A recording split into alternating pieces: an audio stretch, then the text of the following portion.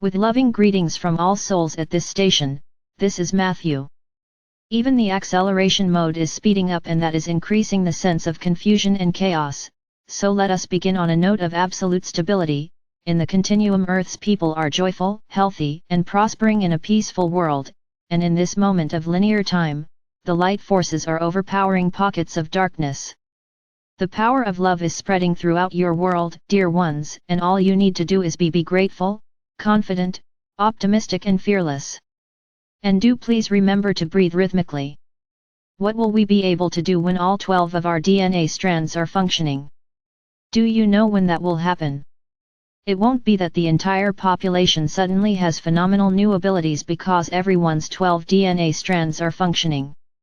Reactivation of the 10 dormant strands will come in stages to individuals when two conditions are present: crystalline cellular structure, which contains cosmic knowledge, and absolute knowingness that all souls have the innate capacity to perform what now are considered miracles or magic.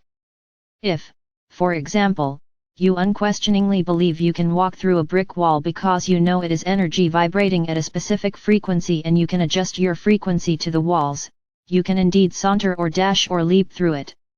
With less than absolute knowingness and trust, the perception of solid will let you smack headlong into the wall. When all 12 DNA strands are activated, what no longer will happen is as profound as what you will be able to do. When you reach what many consider the prime of life, the 30-something years, you will remain at that status, and older persons will start growing younger until they reach it, because the full complement of strands doesn't include programming for aging into elder years or death.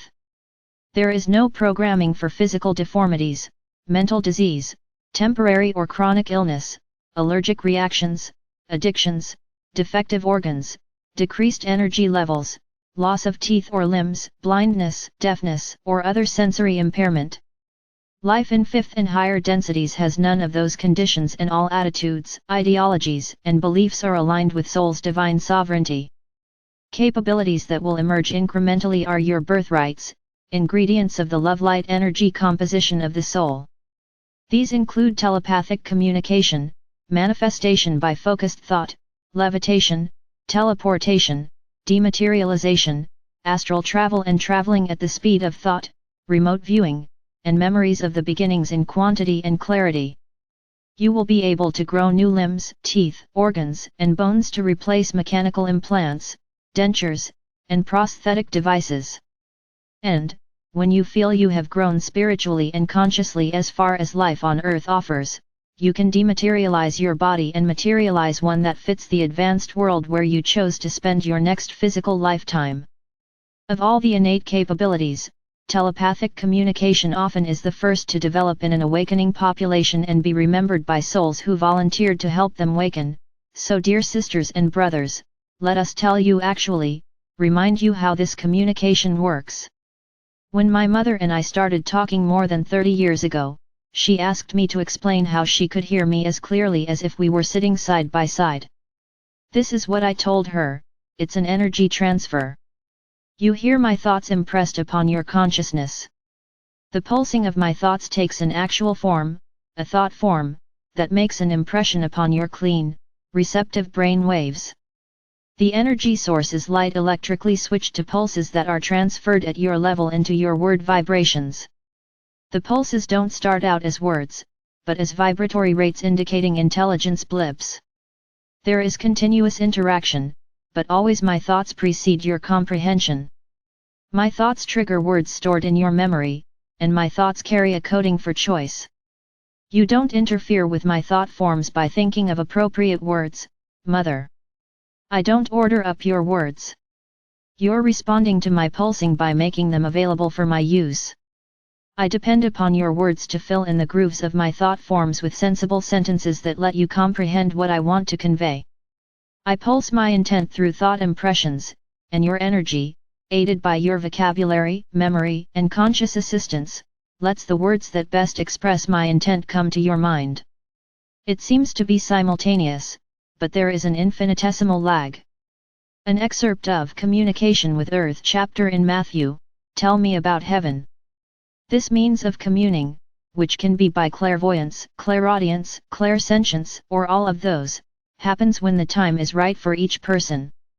The beginning may be thoughts you know are not your own, or a second thought comes parallel to yours. You may start hearing a voice in your head or seeing recurring images in your mind's eye, perhaps a ticker tape repeating a short message, or you may strongly sense an unseen benevolent presence. If you are experiencing any of those signs or others that are unusual and you would like to initiate contact, you could write a note each morning to a person you would like to talk with. When a voice interrupts your thoughts, it could be that person. However, both light and dark beings are eager to connect with you. Everyone is protected by a light shield during communication with light beings, and we will offer guidance to help you reach only souls in the light. Before trying to make contact, ask for protection of the Christ light. Christ has nothing to do with Christianity. It refers to the pure love light energy essence of Creator, the most powerful force in the cosmos. No formal prayer is necessary. Use whatever words are comfortable as you demand that only light beings may talk with you.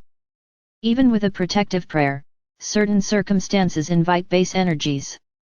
In the beginning, it is natural to think that the voice in your head may be your imagination and you seriously doubt that someone really is speaking to you.